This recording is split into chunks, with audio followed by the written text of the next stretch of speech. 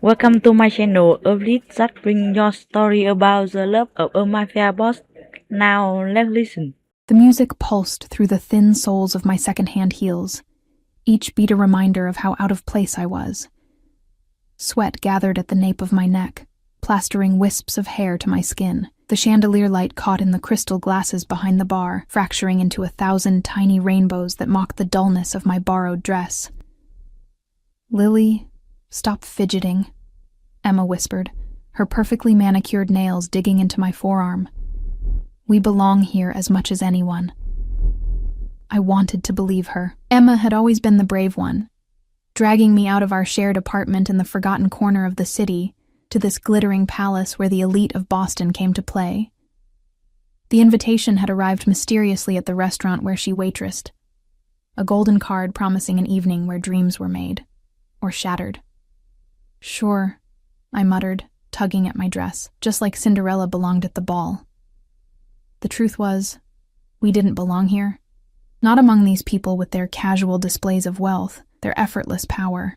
I was a 24-year-old nursing student drowning in student loans, working double shifts at the hospital cafeteria just to make rent. Emma was the same.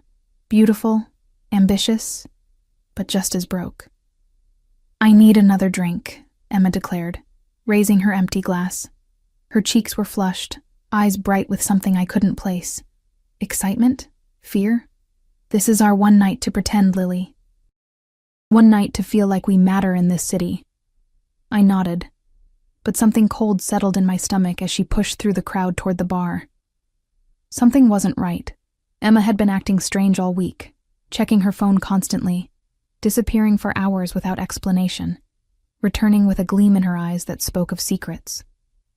The crowd shifted, and that's when I first saw him. He sat in the corner booth, partially concealed by shadows despite the bright lights overhead, as if darkness itself bent to his will. My eyes registered details in fragments. The precise cut of his black suit, the heavy watch glinting on his wrist, the way his fingers, adorned with a single gold signet ring, tapped rhythmically against the polished table. 3 men flanked him, their stances rigid and vigilant despite their expensive suits. Guards, not guests. But it was his face that caught and held my attention. Sharp cheekbones, a strong jaw darkened with precisely maintained stubble, and lips curved into a smile that never reached his eyes. Those eyes, dark as midnight, observant, missing nothing. When they swept across the room, people instinctively stepped back, conversation faltering before nervously resuming. I should have looked away. Every instinct screamed danger. Instead, I watched as a young man approached his table, shoulders hunched in deference. Words were exchanged, too distant to hear. The seated man's expression never changed, but something in his posture shifted. The messenger blanched, stumbling over apologies I couldn't hear. With a flick of his wrist, such a small, elegant gesture, the seated man dismissed him. The young man retreated, visibly shaking. "That's Alexander Volkov," a voice beside me murmured. I turned to find a bartender collecting empty glasses, his eyes darting nervously to the corner. Best not to stare. "Who is he?" I asked, though part of me already knew the answer. His name had been whispered throughout Boston for years, in hushed conversations at the hospital where I interned, in nervous glances between police officers, in the oblique warnings my landlord gave about certain neighborhoods. The bartender looked at me as if I'd asked who the president was. Seriously? Volkov runs half the city, the important half. He leaned closer. The kind of man who can make problems disappear, including people who become problems. A shiver ran down my spine, but before I could respond, a commotion erupted near the bar. Emma's voice, higher than usual, tinged with panic. I pushed through the crowd to find her backed against the bar, a drink clutched to her chest. A man loomed over her, tall, expensively dressed, with a cruelty in his smile that turned my blood cold. I said, "I'm not interested." Emma's voice wavered despite her defiant words. "And I said, I don't care what you're interested in, sweetheart." His hand closed around her wrist, tight enough that she gasped. "Mr. Volkov wants to speak with you. And what he wants, he gets." Emma's eyes found mine, wide with fear. I don't know any Mr. Volkov, she insisted, but the tremor in her voice betrayed her lie. The pieces clicked together. Her secretive behavior, the mysterious invitation, the fear hiding behind her excitement. Whatever game Emma had been playing, she was now in over her head. I moved without thinking, sliding between them. She said she's not interested, I said, my voice steadier than I felt. So back off.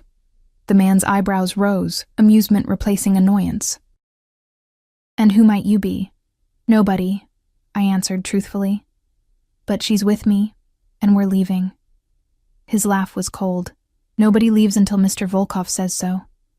He reached around me for Emma, who shrank back. Something hot and reckless flared inside me, the same feeling I'd had watching my mother cower before my father's rages. The same helplessness twisted into determination.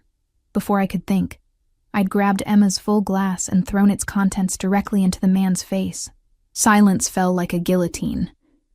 Vodka dripped down his stunned features, soaking into his undoubtedly costly suit. Behind me, Emma made a small, frightened sound. Around us, partygoers stepped back, creating a circle of empty space as if I'd suddenly become radioactive. The man wiped his face slowly, expression darkening from shock to rage. "You stupid bitch," he snarled, hand rising. "Mikhail." The single word cut through the silence, soft, yet carrying the weight of absolute command. The crowd parted, and Alexander Volkov stood there, flanked by his men. Up close he was even more imposing, tall, broad-shouldered, radiating controlled power. His gaze passed over Emma dismissively before settling on me, and I felt pinned in place like a butterfly to a collection board. "What seems to be the problem?" His voice was unexpectedly pleasant, touched with the faintest accent I couldn't place. "This." Mikhail gestured at me, fury evident in every line of his body. "This nobody just assaulted me when I was delivering your invitation." Volkov's eyes, deep brown, almost black, studied me with unnerving intensity. I should have been terrified. I was terrified, but something else burned alongside the fear. Indignation, defiance. The lifetime of fighting to be seen as more than just poor, more than just struggling. "Is that what happened?" Volkov asked me directly, ignoring Mikhail's sputtering. Words failed me for a moment. Up close, the air around him seemed charged, as if he carried his own atmosphere. The scent of expensive cologne mingled with something darker, whiskey perhaps, and a hint of smoke. He was hurting my friend, I finally managed, and didn't seem to understand the meaning of no. A flash of something, surprise, amusement, crossed his face so quickly I almost missed it. Behind him, one of his guards shifted uncomfortably. "Mikhail has always struggled with that particular word," Volkov said, his tone conversational despite the steel beneath. "A failing I've warned him about repeatedly." Mikhail paled. "Sir, I was only—" Volkov raised a hand, and Mikhail fell silent instantly. "Leave us." It wasn't clear who he meant until his guards stepped back, Mikhail with them. Only one remained, standing at a discreet distance. The crowd around us gradually dispersed, conversation resuming in nervous bursts, though I felt dozens of curious eyes still watching. Volkov's attention returned to me, and a small, unexpected smile curved his lips. "You threw a drink in my lieutenant's face." It wasn't a question, but I nodded anyway. "For your friend."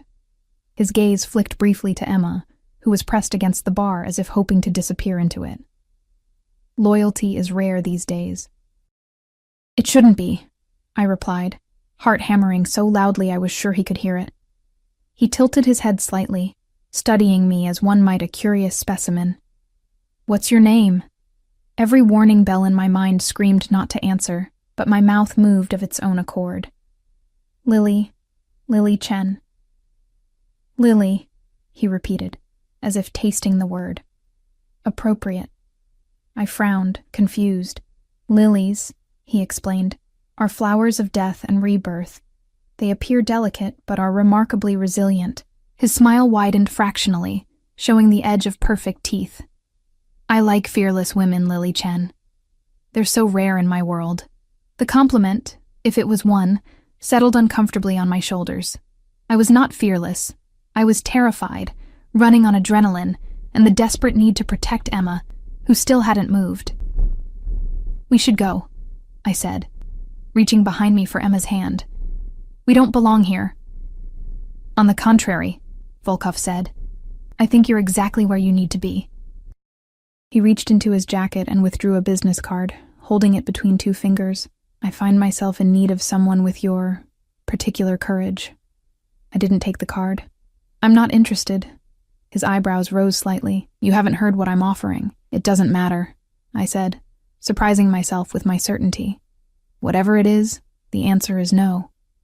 For a moment, tension crackled between us. Then, unexpectedly, he laughed, a genuine sound that transformed his face, softening the hard edges and revealing glimpses of a different man beneath the dangerous exterior. "Remarkable," he murmured, more to himself than to me. He tucked the card into the small purse hanging from my wrist. "When you change your mind, call that number. Only that number." "I won't change my mind," I insisted. His smile was knowing, confident. "We'll see." He glanced past me to Emma, his expression cooling. "Your friend, however, has already made certain choices that cannot be unmade. Hasn't she, Emma?" Emma made a small, choked sound. Her fingers dug into my arm. "Lily, we need to leave. Now." Volkov stepped back, inclining his head in a gesture that was almost a bow. "Until we meet again, Lily Chen." It wasn't a question of if, but when. The certainty in his voice raised goosebumps along my arms. I pulled Emma away, weaving through the crowd toward the exit. We didn't speak until we were outside, the cool night air a shock against my heated skin. Emma was shaking, fumbling with her phone. "What the hell was that?" I demanded, grabbing her arm. "How does Alexander Volkov know your name? What choices was he talking about?" Tears spilled down her cheeks, ruining her careful makeup. "I've done something stupid, Lily. So stupid." "What did you do?" My voice rose despite my efforts to keep calm. "Emma, that man is dangerous. Everyone knows who Volkov is, what he is." "I needed money," she whispered, the words tumbling out between sobs. "For my mom's treatment. You know the insurance wouldn't cover it all. And when Dad left..." She swallowed hard. "This guy at the restaurant said he knew people who could help. Easy money," he said. "Just deliver some packages." I didn't know it was Volkov's operation. Not at first. Ice spread through my veins. "Drug running? Are you insane?" "It was just supposed to be a few times," she pleaded. "But then I saw things I shouldn't have. Names, faces, and when I tried to stop..." She shuddered. "The invitation tonight wasn't random. It was a message. They know where I live, where I work, where you live." My stomach dropped. "So you brought me into this?" "I needed backup," she said miserably. "I didn't think you'd throw a drink at Mikhail Petrov. He's Volkov's enforcer, Lily. He kills people." I felt dizzy, the world tilting beneath my feet. "We need to go to the police," Emma laughed bitterly. "Half the force is on his payroll, the other half is too scared to touch him." Her phone buzzed, and she looked at it, face draining of color. "Oh God, what now?" She showed me the screen. An unknown number had sent a single message. "The debt remains. 1 week." "What debt?" I asked, though I already knew the answer. "The last package. I didn't deliver it. I took it and ran." Her voice dropped to a whisper. $200,000 worth. For my mom's treatment. The ground seemed to drop away beneath me. Emma had stolen from the most dangerous man in Boston, and now, by association, so had I. "We have to leave town," I said, mind racing through impossible scenarios. "Tonight." Emma nodded, wiping her tears. "I have the money hidden. We can..." A sleek black car pulled up beside us, engine purring quietly. The window rolled down, revealing the impassive face of the guard who had remained with Volkov. "Miss Chen," he said, his voice surprisingly gentle. "Mr. Volkov requests your presence." "No," I said automatically, pulling Emma behind me. "We're leaving." The guard's expression didn't change. That wasn't a request in the traditional sense. The back door opened. "Please. Mr. Volkov doesn't like to be kept waiting." I felt the weight of the business card in my purse, suddenly heavy as a stone. "Just me," I said, decision crystallizing. "Emma stays here." "Lily, no," Emma began. "Just me," I repeated, staring at the guard. "Or neither of us." He considered for a moment, then nodded once. "Acceptable. For now." I turned to Emma, whose face was a mask of terror and guilt. "Go home. Lock the door. Don't answer for anyone." I pressed my keys into her palm. "I'll handle this." "He'll kill you," she whispered. I thought of Volkov's smile when he'd said he liked fearless women. "No," I said with more confidence than I felt. "I don't think he will." As I slid into the car's plush leather interior, the door closing with a soft, expensive thud, I wondered if I'd just made the biggest mistake of my life, or somehow, impossibly, the first right choice in a lifetime of wrong ones. The business card burned in my purse like a live coal. Whatever game Alexander Volkov was playing, I was now a piece on his board. But I had one advantage he might not expect. I had nothing left to lose. The car moved through Boston streets like a shark through dark water, silent, purposeful, untouchable. I sat rigid on buttery leather, hyper-aware of the guard's presence in the front seat, his eyes occasionally meeting mine in the rearview mirror. He'd introduced himself simply as Ray, before falling silent, leaving me alone with my thundering heartbeat and racing thoughts. We weren't heading downtown as I'd expected, but out toward the harbor. Lights glittered on the water as we curved along the coastline, eventually turning onto a private road that wound up a small hill. Security gates parted silently before us, cameras tracking our progress. The house, if you could call it that, loomed ahead, a modernist structure of glass, steel, and warm wood perched on the edge of the water. Lights glowed from within, turning the vast windows into gleaming rectangles of gold against the night sky. Two men in dark suits nodded to Ray as we pulled up, their eyes scanning me with professional detachment. "Mr. Volkov's residence," Ray explained, the first words he'd spoken since we'd left Emma trembling on the sidewalk. One of them, anyway. My throat constricted. I'd imagined being taken to some dark warehouse or club backroom, not the private home of Boston's most feared man. This was more intimate, more dangerous somehow. "Miss Chen."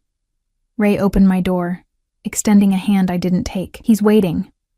The air smelled of salt and money, that indefinable scent of extreme wealth that seems to purify even the elements around it. My borrowed heels crunched on immaculate gravel as I followed Ray to the entrance, a massive door of dark wood and glass. Inside, the wealth whispered rather than shouted. Understated elegance and clean lines, museum-quality art on the walls, furniture that invited touch while silently communicating its cost. The space opened to the water, walls of glass framing the Boston skyline across the harbor like a living painting. "This way," Ray directed, leading me through the main living area toward a hallway. "Where's Volkov?" I asked, hating the slight tremor in my voice. "Mr. Volkov," Ray corrected gently, "is concluding some business. He asked that you be made comfortable while you wait." He showed me to a room that was clearly meant for guests, a bedroom larger than my entire apartment, with its own sitting area and a bathroom I glimpsed through a partially open door. Floor-to-ceiling windows offered the same spectacular view of the harbor. "There are clothes in the closet," Ray said. "Mr. Volkov thought you might want to change." I glanced down at my borrowed dress, suddenly aware of the vodka stains from my encounter with Mikhail. "I'm fine like this." Ray nodded, his face giving nothing away. "As you wish. There's a phone on the nightstand. Press 1 if you need anything." He paused at the door. "Miss Chen, Mr. Volkov values directness. Whatever you do, don't lie to him." Before I could respond, he was gone, the door closing with a soft click that somehow conveyed it would be unwise to test whether it was locked. I sank onto the edge of the bed, my legs finally giving out. What the hell was I doing here? Emma had stolen from this man, a crime boss, a monster in an expensive suit, and instead of running as far as possible, I'd willingly entered his home. For what? Some misguided sense of bravery, the foolish hope I could negotiate Emma's safety? The business card was still in my purse. I pulled it out, running my fingers over the heavy stock. Simple, Elegant. Just a phone number embossed in black. No name or title. A man who needed no introduction.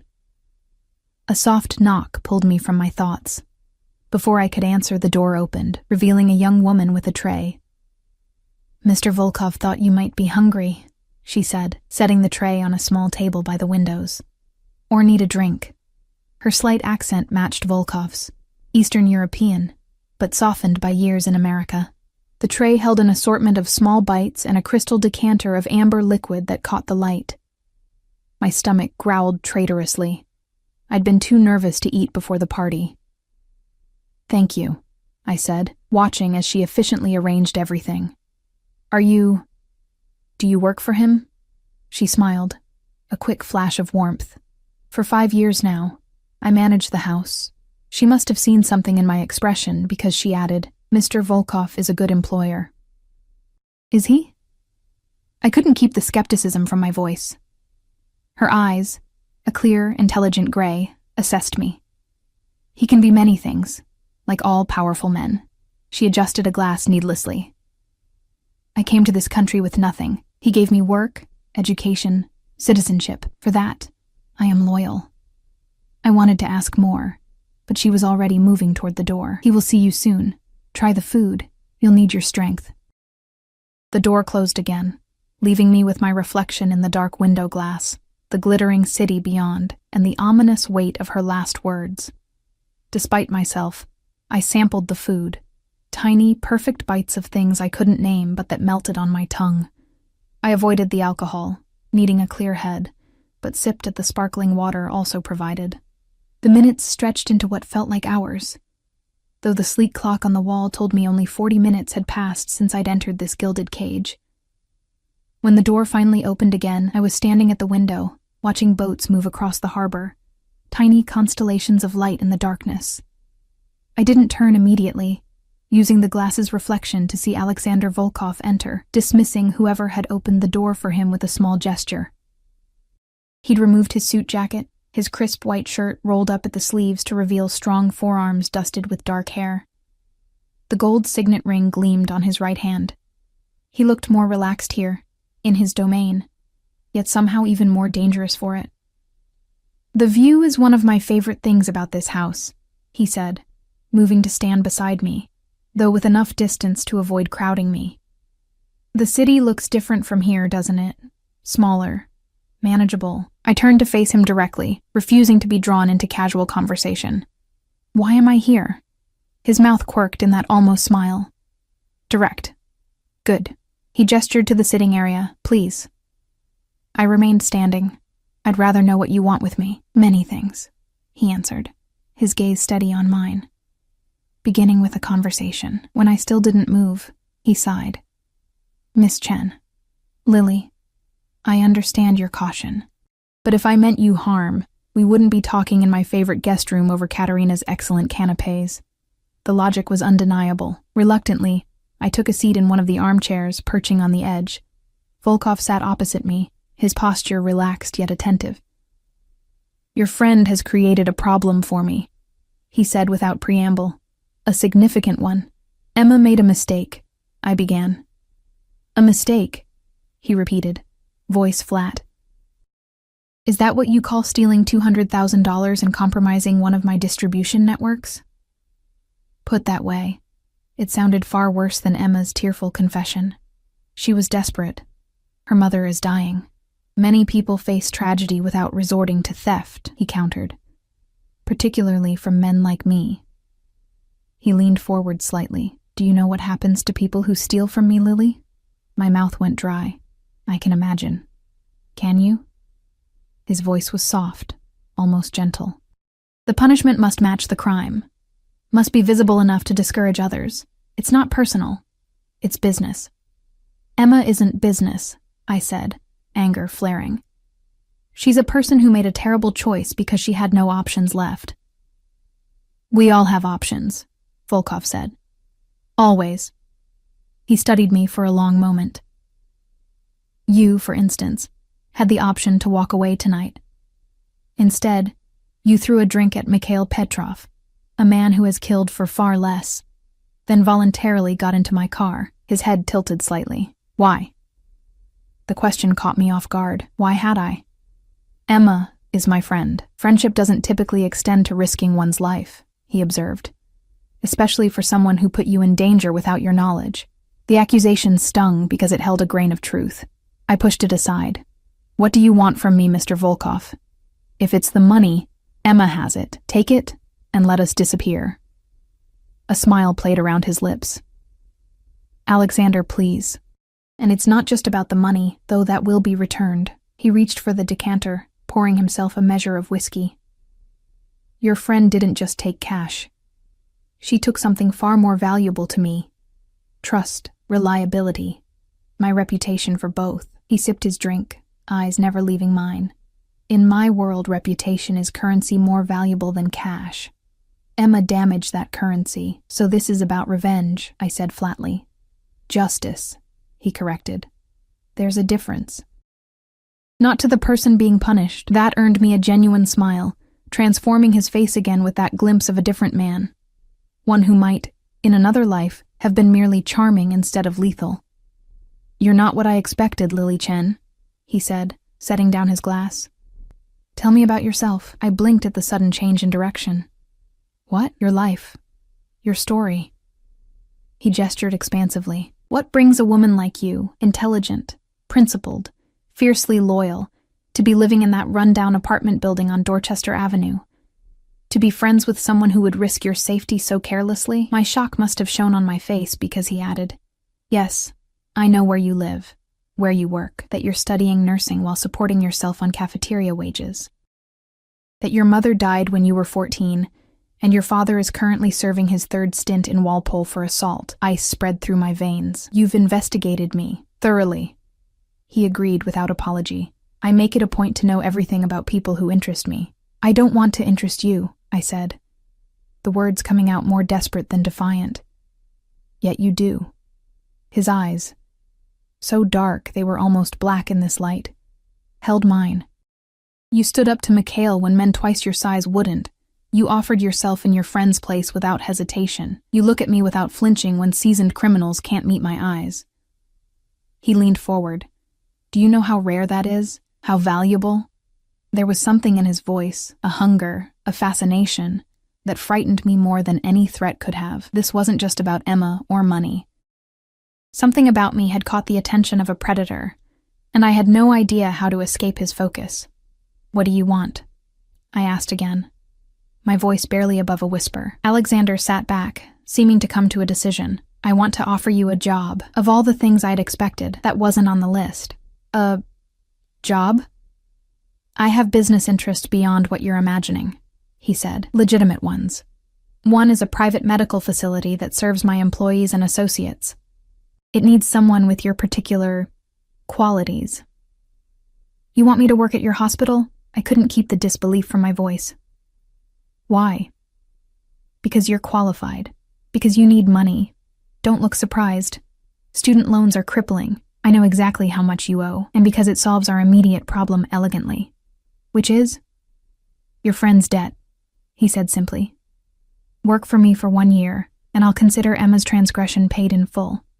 She returns the money, of course, but there will be no further consequences. The offer hung in the air between us. A deal with the devil, wrapped in reasonable terms, and delivered in that cultured voice. And if I refuse? His expression didn't change, but something in his eyes hardened. Then the traditional resolution applies. To her, not to you, he added, as if that should comfort me. Why me? I pressed. You must have dozens of nurses on your payroll. Hundreds, he agreed. But none with your particular combination of skills, intelligence, and... He paused, searching for the right word. Moral courage. There's nothing moral about working for a criminal, I shot back. His laugh was unexpected, rich, genuine, yet with an edge that reminded me of exactly who and what he was. Says the woman who was ready to flee the city with stolen drug money an hour ago. I flushed, having no response to that. He was right. My moral high ground was shaky at best. 1 year, he repeated. Working in a state-of-the-art medical facility. Earning triple your current salary with all your student loans paid off at the end. He spread his hands. In exchange for your friend's life. Seems like a bargain to me. The weight of the choice pressed down on me. I thought of Emma, terrified and waiting for my return. I thought of what men like Volkov did to thieves. I thought of my student loans, the constant grinding poverty, the exhaustion of working and studying with no end in sight. If I say yes, I said slowly, I want guarantees, written contracts, Emma's safety assured in writing. His eyes gleamed with something like approval. Of course, I'm a businessman, Lily. Everything will be properly documented, and I'm not doing anything illegal, I added firmly. No treating gunshot wounds off the books, no providing drugs, nothing that would compromise my license or ethics. The facility is fully licensed and accredited, he assured me. You would be doing exactly what you're training to do, providing care to those who need it. I took a deep breath. I need to think about it. Naturally. He stood, buttoning his shirt cuff where it had come undone. You have until tomorrow morning, 10 a.m. He reached into his pocket and withdrew a small, slim phone. Use this to call the number on my card when you've decided. It's secure. I took it automatically, our fingers brushing briefly. His were surprisingly warm. In the meantime, you're welcome to stay here, he continued.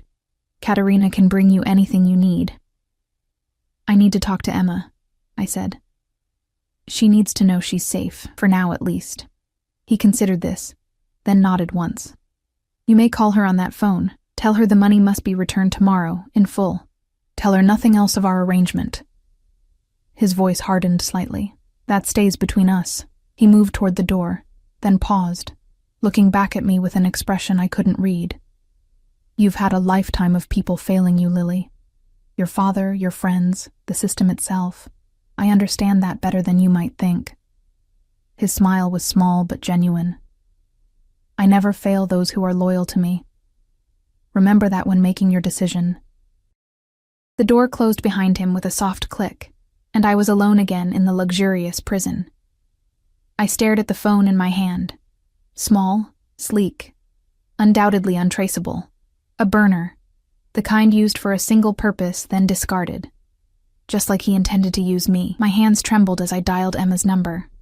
She answered on the first ring. Lily? Oh my God, are you okay? Where are you? I'm fine, I said, moving to the window where the city lights blurred through unshed tears. I'm at Volkov's house. His house? Her voice rose in panic. What does he want? Did he hurt you? No, I said, pressing my forehead against the cool glass. He wants the money back, Emma. All of it by tomorrow morning. Silence, then a shaky exhale. And then what? I closed my eyes, Volkov's offer replaying in my mind. Tell her nothing else of our arrangement, and then we'll see. But you need to have it ready. Lily? What aren't you telling me? I'd never been able to lie to Emma, not successfully anyway. We'd been roommates for 3 years, friends for 5 since meeting in community college. She knew all my tells. He made me an offer, I said carefully, to work for him, at his medical facility. What? No, her voice cracked. This is all my fault. I never should have. Stop, I cut her off. What's done is done. We deal with what's in front of us now. I sounded like my mother in her rare moments of clarity before cancer took her. Practical, determined, resigned to the hand life had dealt. You can't work for him, Emma insisted. He's a monster, Lily. The things I've heard.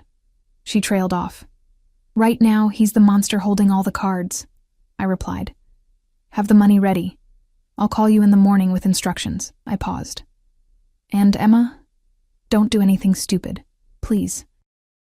After we hung up, I sank onto the bed, exhaustion hitting me like a physical blow. The digital clock on the nightstand read 1:37 a.m., less than 9 hours to decide my future, and Emma's. Despite my determination to stay awake, to plan, to find some third option beyond accepting Volkov's offer or condemning Emma, sleep ambushed me. I dreamed of lilies floating on dark water, of my father's hands, capable of both tenderness and terrible violence, and of Alexander Volkov's eyes watching me from the shadows.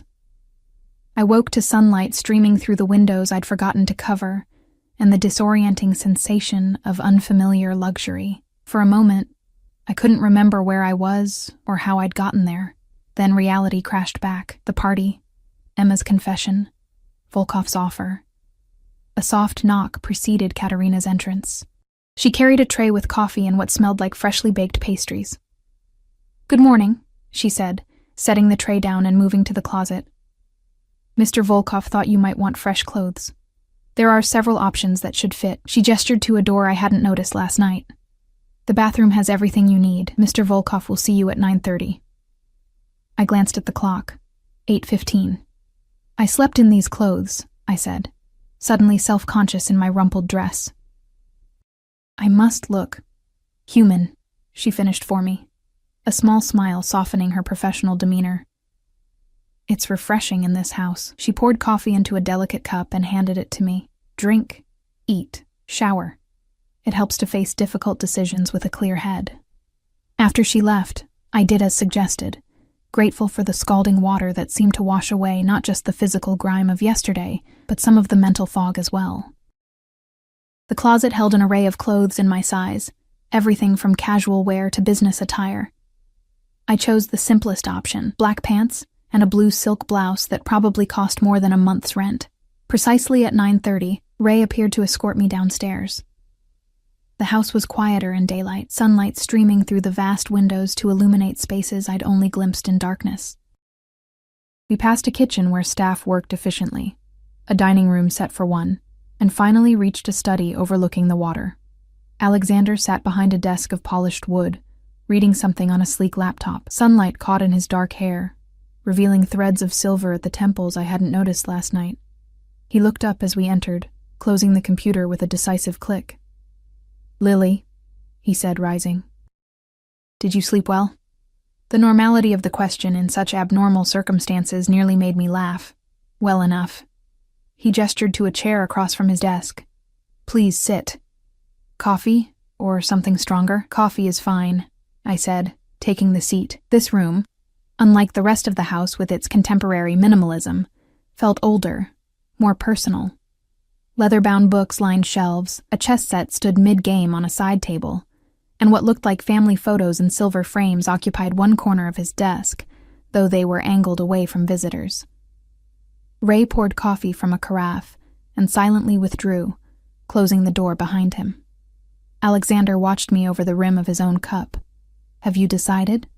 he asked finally. I set down my untouched coffee. "I have questions first." "Of course." He leaned back in his chair, relaxed, as if we were discussing a normal job offer. "This medical facility, what exactly is it? Who are the patients?" "It's called the Riverside Wellness Center," he replied. "Officially, it's a private hospital specializing in discreet care for high-profile individuals. In reality, it serves 3 types of patients: my legitimate business associates who prefer privacy, my other associates who cannot seek treatment through normal channels, and residents of certain neighborhoods under my protection who can't afford proper health care." "Under your protection," I repeated. "You mean territories where you sell drugs and run prostitution?" His expression didn't change, but something cold flickered in his eyes.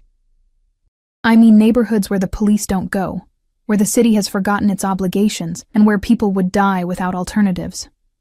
He leaned forward. "I provide those alternatives." "Out of the goodness of your heart?" "Out of practicality," he corrected. "Dead customers don't buy products. Dead workers don't produce. And contrary to what you might believe, I do have certain principles. Like not killing nursing students unless absolutely necessary?" I couldn't keep the bitterness from my voice. Unexpectedly, he smiled. "Like recognizing potential when I see it." He pushed a folder across the desk toward me. "Your contract, as requested, everything in writing." I opened it cautiously, scanning the pages. It was indeed a legitimate employment contract. Salary, 3 times what I currently made as promised, benefits, confidentiality clauses, and specific provisions about the nature of the work I would be doing. Most surprising was the addendum at the back, a formal agreement pardoning Emma's debt in exchange for my 1 year of service and the return of the stolen money. "This is thorough," I said, still searching for the trap. "I told you, I'm a businessman." He steepled his fingers. Everything I do, everything is based on value. Emma created a deficit in value. You're balancing the scales. By working as a nurse. By working as my nurse, he clarified. There's a difference. The emphasis sent a shiver down my spine. What does that mean exactly? It means your primary responsibility will be to me and the facility patients I designate as priorities. He shrugged slightly. Most of the time, you'll function as any other nurse. Occasionally, I'll have special requirements. What kind of requirements? Nothing illegal, he assured me, clearly reading my suspicion. Nothing that violates your professional ethics. But absolute discretion, absolute loyalty, and availability when needed, regardless of scheduled hours. It sounded reasonable enough on the surface, but I sensed deeper waters beneath. And in exchange, Emma goes free, unharmed.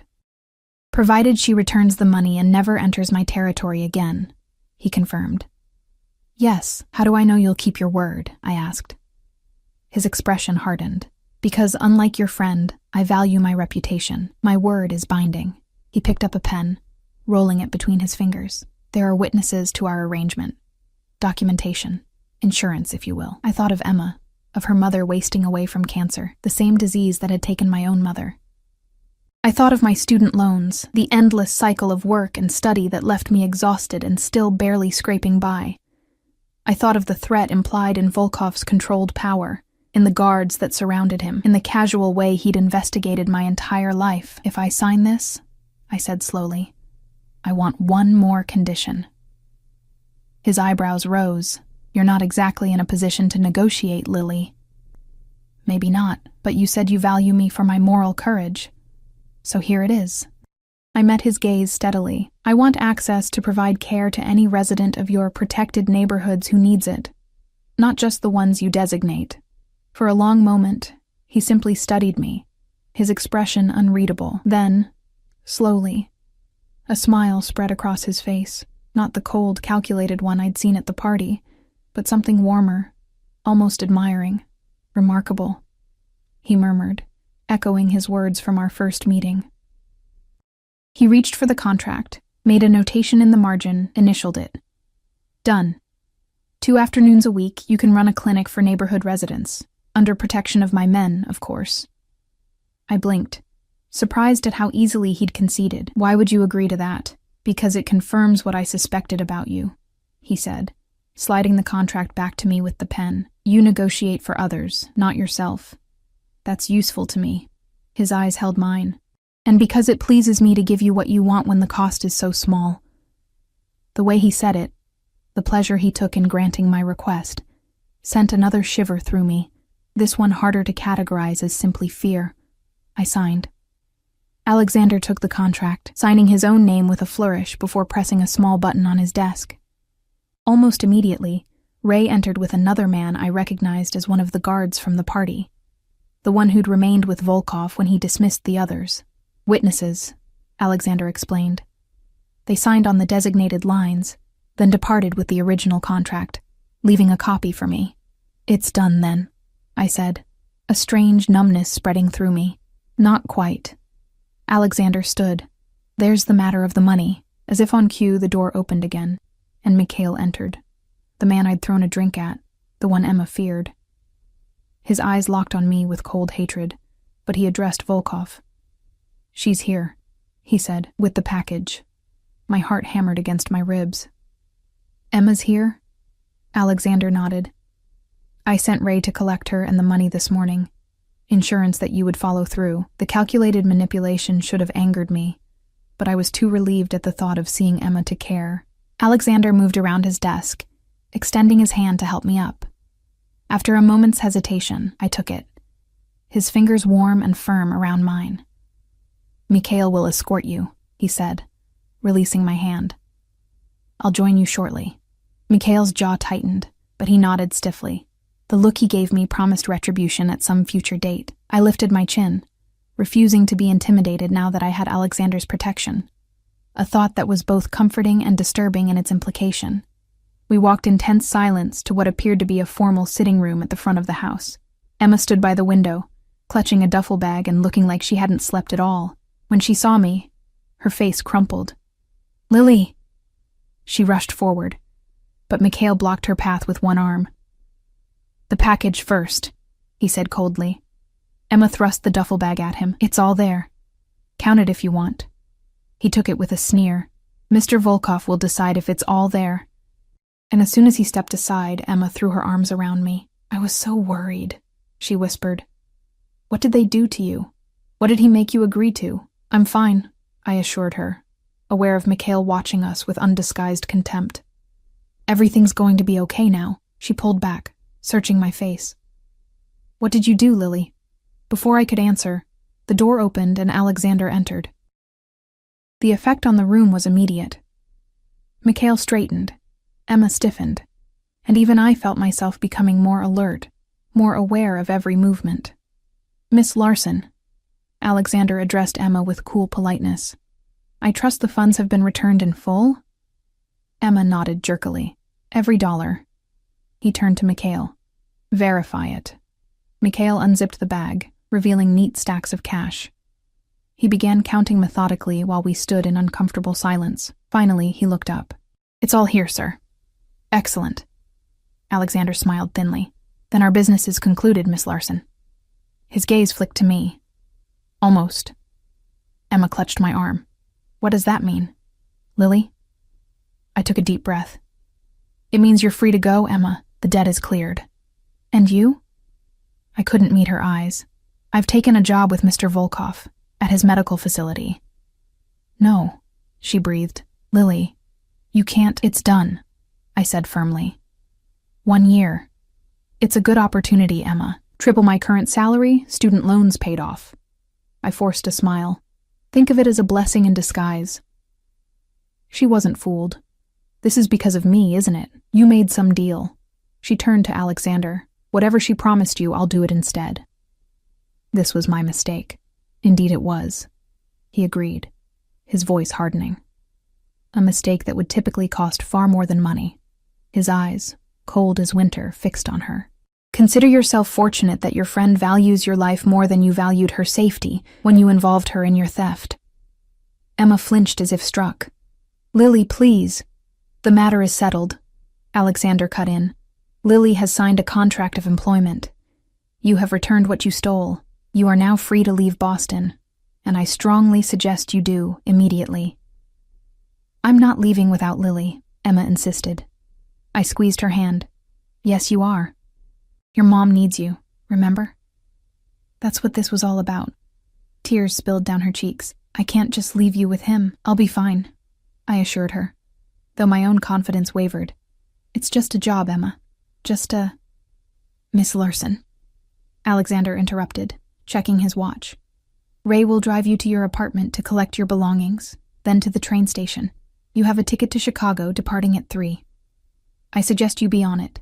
The finality in his tone silenced further protests. Emma hugged me fiercely, whispering, "I'm so sorry," against my hair. I held her tight, wondering if I'd ever see her again, then gently pushed her toward the door where Ray waited. "Take care of your mom," I said, forcing a smile. "And yourself." She wiped her tears, shooting a venomous look at Alexander before following Ray. The door closed behind them with the sound of finality. Alexander, Mikhail, and I stood in silence for a moment. Then Alexander nodded to Mikhail, who left with the duffel bag, leaving us alone.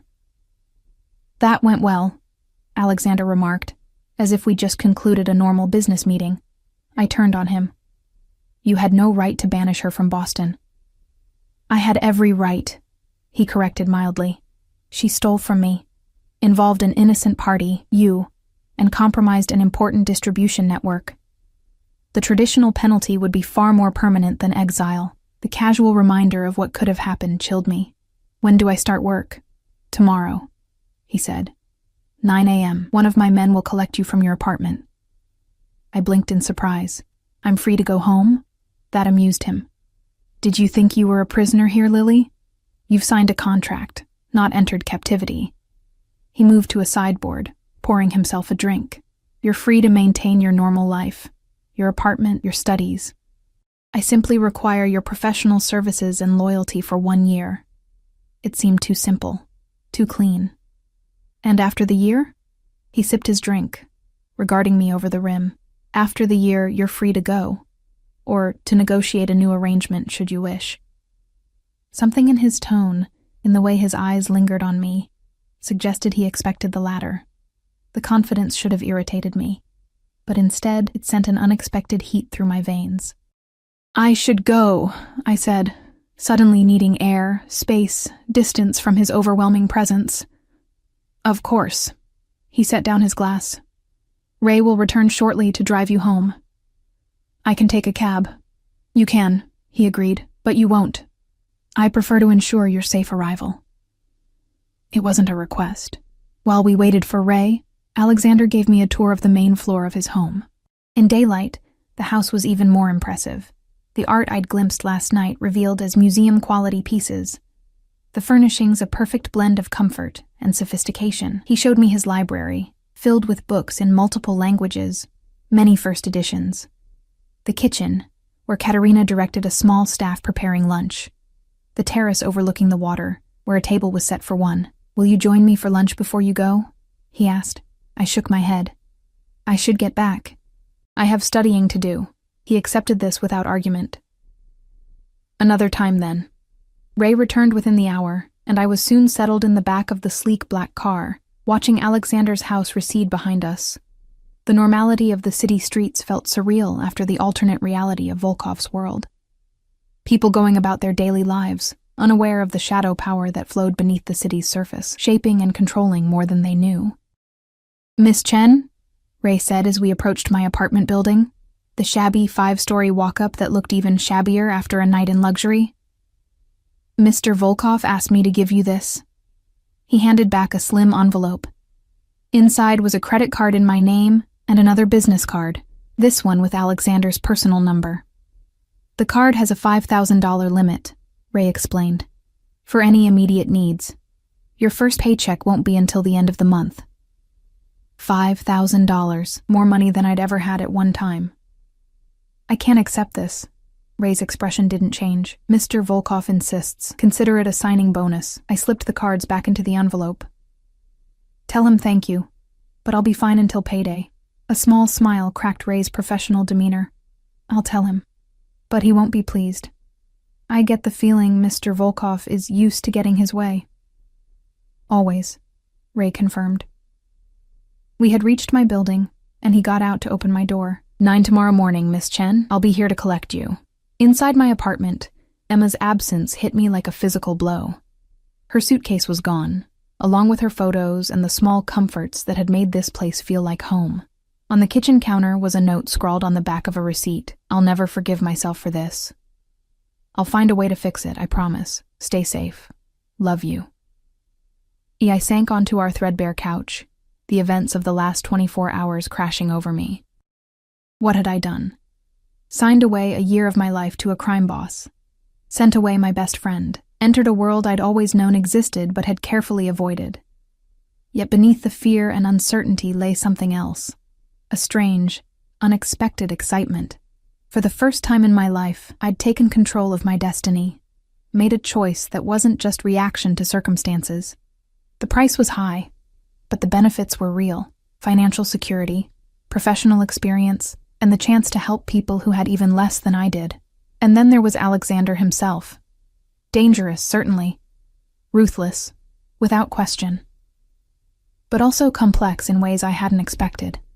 The way he looked at me, like I was a puzzle he wanted to solve, a rare book he wanted to read page by page, both terrified and thrilled me. I showered, changed into my own worn but comfortable clothes, and tried to study. The words in my textbook blurred as my thoughts kept drifting to dark eyes and that voice. Cultured, commanding, promising both threat and protection in the same breath. Just before midnight, my phone buzzed with a text from an unknown number. Sleep well, Lily. Tomorrow begins our partnership. Such a simple message, yet it sent a shiver down my spine. I stared at it for a long time before finally replying, I'll be ready. When sleep finally came, I dreamed again of lilies on dark water. But this time, I was among them, floating, waiting for a hand to pluck me from the depths. Morning came too quickly. I dressed with unusual care, simple black pants, a white blouse, comfortable shoes suitable for hospital work. I braided my long hair back, applied minimal makeup, and waited by the window for Ray's car.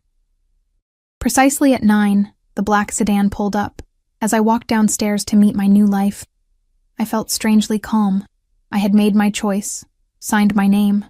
Whatever came next, whatever Alexander Volkov truly wanted from me, I would face it on my feet. Ray opened the car door, and I slid inside to find Alexander himself waiting in the back seat, impeccably dressed in a charcoal suit, his dark eyes watching me with that same fascinating intensity.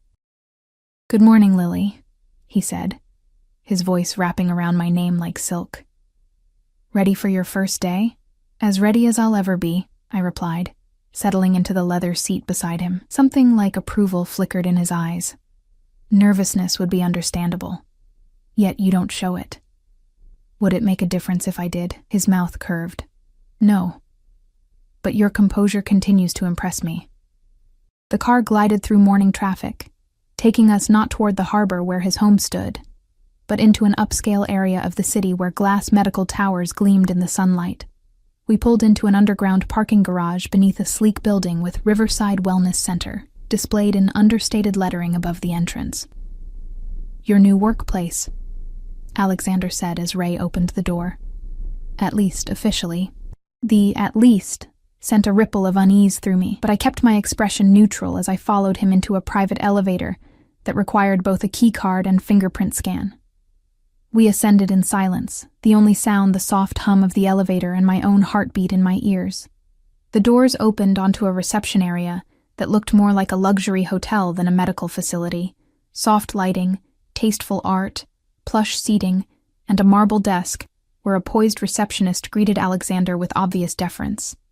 "Good morning, Mr. Volkov. Everything is prepared as you requested." "Thank you, Sophie.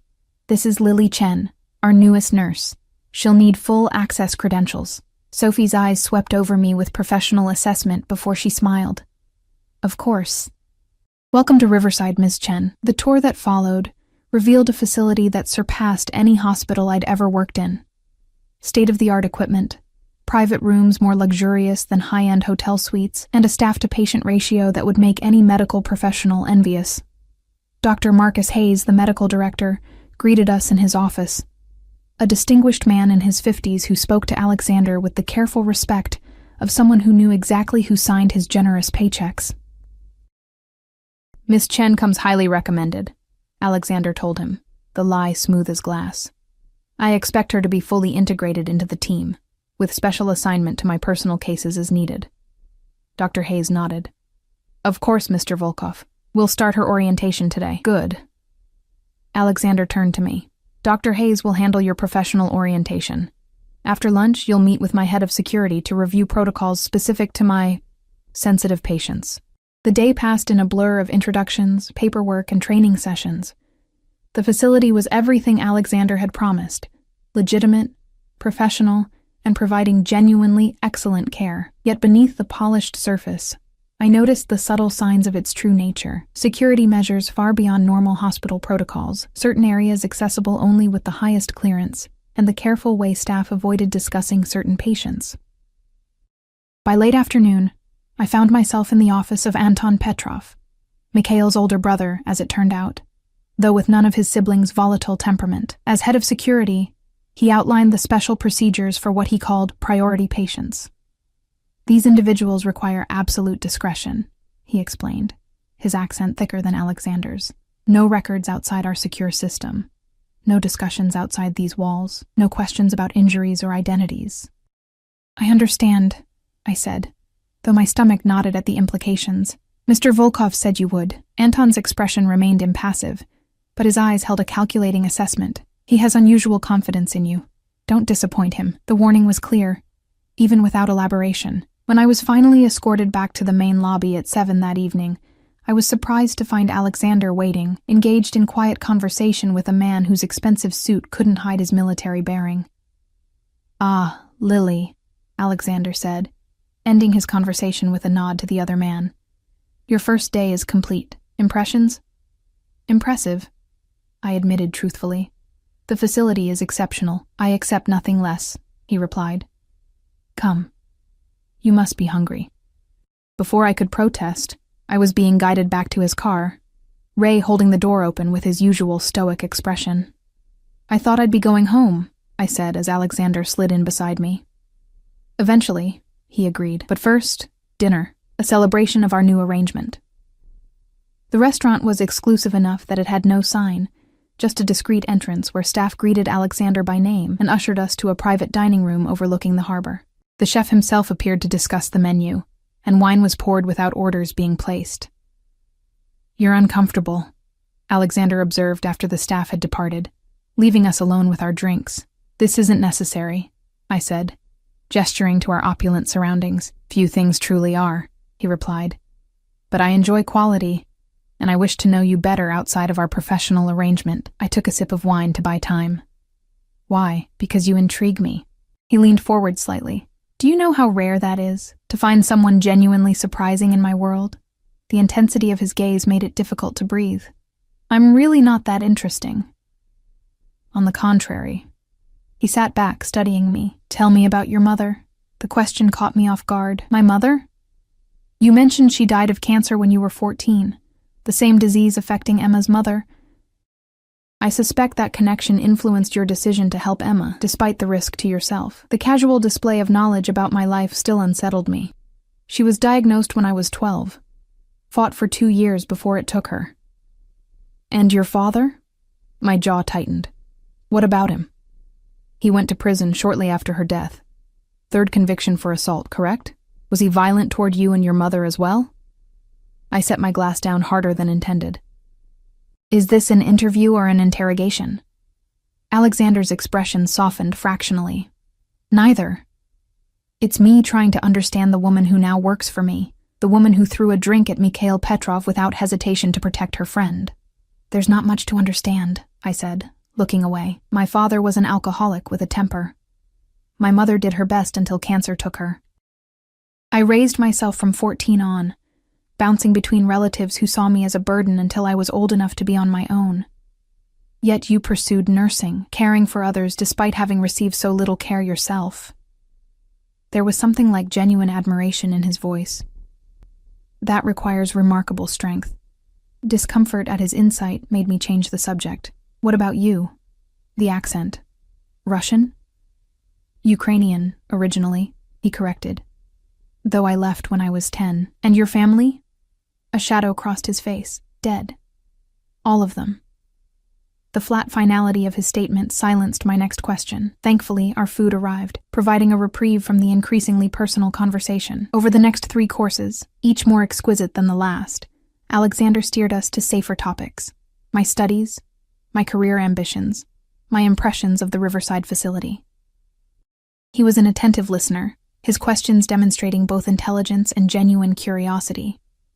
By dessert, I found myself almost enjoying his company, despite the circumstances that had brought us together. "You're smiling," he observed as coffee was served. "The first real smile I've seen from you." I hadn't realized it myself. The food was amazing. Indeed, but I think it's more than that. He set down his cup. "You're beginning to see that our arrangement might not be the prison sentence you initially feared." I sobered immediately. "It's still not a choice I would have made freely." "Few choices in life are truly free," he countered. "We all operate within constraints, some financial, some familial, some self-imposed. The illusion of complete freedom is just that, an illusion." "That's a convenient philosophy for someone who coerces others into serving him," I said before I could stop myself. Instead of anger, his response was a genuine laugh. "Touché, Lily. Your honesty is refreshing." His smile faded into something more serious. "But consider this. In 1 year, your student loans will be paid, your nursing degree complete, and you'll have experience at one of the most advanced medical facilities in the country, all while helping those who would otherwise receive no care at all." He leaned forward. "Is that truly such a terrible fate?" Put that way, it did sound more like opportunity than punishment. Still, I couldn't forget how we'd arrived at this point. "And Emma? What happens when the year is up? Will she be safe to return to Boston?" His expression cooled slightly. "That depends on her choices, and yours." The implied threat wasn't subtle. I nodded, understanding the boundaries of our arrangement more clearly now. Ray drove me home afterward, Alexander remaining at the restaurant for business matters. As we pulled up to my apartment building, Ray handed me an envelope. "Your new schedule and security protocols," he explained. "Mr. Volkov also asked me to give you this." This turned out to be a small velvet box. Inside was a delicate silver bracelet with a single charm, a lily, crafted in platinum and diamonds. "I can't accept this," I said immediately. Ray's expression didn't change. "It's not a gift, Miss Chen. It contains a tracking device and panic button. Standard security for Mr. Volkov's key personnel." I lifted the bracelet, noting its surprising weight. "And if I refuse to wear it, that would suggest a concerning lack of commitment to your new position," Ray replied neutrally. I slipped it onto my wrist, the cool metal settling against my skin like a promise. Or a shackle. 6 months passed in a blur of new routines. 5 days a week at Riverside, treating the wealthy, the connected, and occasionally the bloodied enforcers of Alexander's empire. True to our agreement, I spent 2 afternoons weekly at a small clinic in one of his protected neighborhoods, providing care to people who otherwise would have none.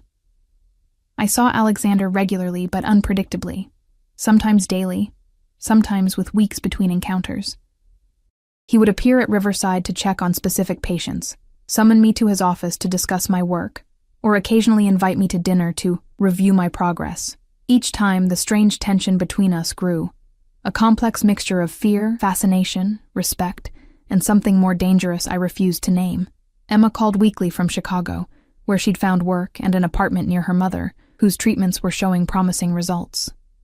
She never asked about Alexander, and I never volunteered information about my increasingly complicated relationship with him. I was finishing a shift at the neighborhood clinic when Mikhail appeared in the doorway, his perpetual scowl firmly in place. "Mr. Volkov wants you, now." My stomach knotted. In 6 months, Alexander had never sent Mikhail to fetch me. Something was wrong. We drove in tense silence to Alexander's house rather than the Riverside facility. Ray met us at the door, his normally impassive face tight with concern. "He's in the study," he told me. Gunshot wound to the shoulder, refused to go to Riverside. Fear propelled me forward. I found Alexander sitting behind his desk, pale but composed, his right shoulder darkly stained with blood that had soaked through his white shirt and suit jacket. "You should be at the hospital," I said, dropping the medical bag Ray had thrust into my hands and moving to his side. "And answer tedious questions? No." His voice was steady, but pain tightened the corners of his eyes.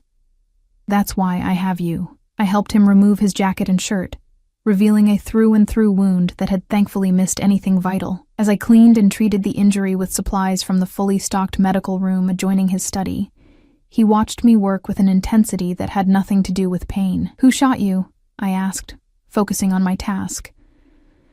"Someone who will not live to see morning," he replied matter-of-factly. "A disagreement with the Italians from Providence." I secured the bandage, trying not to think about the retribution that would follow. "You'll need antibiotics and pain management." "Already arranged." His uninjured hand caught mine as I finished. "You've become indispensable to me, Lily." The way he said it, soft, almost intimate, sent a shiver down my spine. "I'm just doing my job." "No," he contradicted. "You're doing far more than our contract requires. The clinic, the extra hours, the questions you don't ask when certain patients arrive with certain injuries." I tried to withdraw my hand, but his grip tightened gently. "The year is half over," he continued. "I find myself reluctant to see it end." My pulse quickened. "Alexander, I'm offering you permanence," he said. "A position as head of nursing at Riverside, triple your current salary, complete autonomy for your neighborhood clinic work." I stared at him, caught between shock and suspicion. "Why?" "Because you've earned it." His thumb traced circles on my wrist, just below the bracelet he'd given me. "And because I've grown accustomed to having you in my world." 6 months ago, I would have rejected the offer instantly. Now, I hesitated. The work at Riverside was challenging and rewarding. The clinic was making a real difference in lives typically forgotten by the healthcare system. And Alexander himself, complicated, dangerous, yet undeniably compelling, had become a central figure in my life. "I need time to think," I said finally. He released my hand, nodding. Of course. But know this, Lily. His dark eyes held mine. Whatever you decide about the professional offer, my personal interest in you remains unchanged. The words hung between us, acknowledging what had been building for months. I should go, I whispered. Stay, he countered. Just for tonight. As my nurse, if nothing else. I knew I should refuse. Instead, I found myself nodding. That night became the first of many I spent at Alexander's house. Initially monitoring his wound, then gradually, inevitably, drawn deeper into his world, his life, his bed. What began as obligation evolved into choice, then into something I'd never expected. Partnership. By the time my contract year ended, I had accepted the position at Riverside, moved into Alexander's house, and negotiated Emma's safe return to Boston. Though she chose to remain in Chicago with her recovering mother, Alexander Volkov remained what he was: powerful, dangerous, ruthless in business. But with me, he showed a different face: protective, generous, unexpectedly vulnerable in rare private moments. The man who'd once terrified me became the man who cherished me, who respected my independence while offering a security I'd never known. Was it perfect? No. His world still contained darkness I couldn't fully embrace. We argued about boundaries, about the ethics of certain operations, about the line between protection and control. But in me, he'd found someone who wouldn't flinch from his reality while still holding firm to her own principles. And in him, I'd found someone who saw my strength as an asset rather than a threat. 1 year after throwing my drink at Mikhail Petrov, I stood on the terrace of what was now our home, watching the city lights reflect on the harbor. Alexander's arms encircled me from behind, his chin resting on my head. Regrets? He asked. A question he still posed occasionally, as if expecting my answer to change. I turned in his arms, studying the face that had become beloved to me despite all odds. Only that it took such dangerous circumstances for us to meet. His smile, the real one, the one few people ever saw, warmed his eyes. I meant what I said that first night. I've always liked fearless women. He brushed a strand of hair from my face, though I never expected to love one. The word, still rare between us, spread warmth through my chest. I rose on tiptoes to kiss him. This man who had entered my life as a threat and somehow become my choice, my future, my home. Behind us, Boston continued its dance of light and shadow. A city of contrasts like the man who held me, dangerous and gentle, ruthless and fair, dark and light in equal measure.